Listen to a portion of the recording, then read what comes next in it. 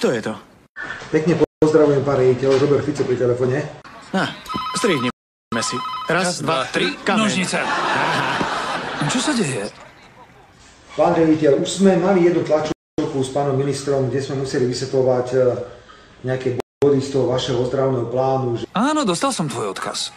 Chcel som ti zavolať, ale... Chcel?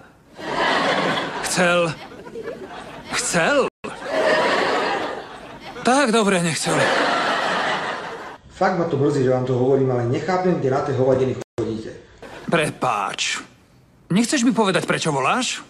Vážne vás chcem poprosiť, stiahnite celý ten nezmyselný ozdravný plán. Povedal som, že mi to je ľúto.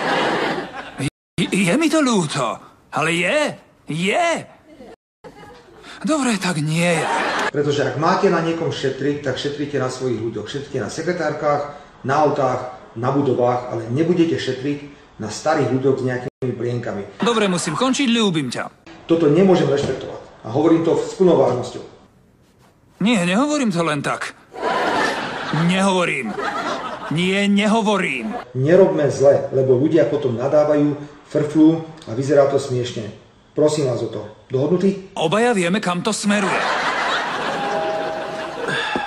Je mi ľúto, že ťa opúšťam. Áno, určite. Áno. Isté. Áno. Ako myslíš? Dobre, tak nie je.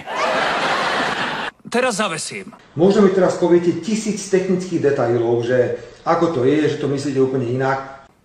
Áno, zavesím. Zavesím. Dobre, tak nie.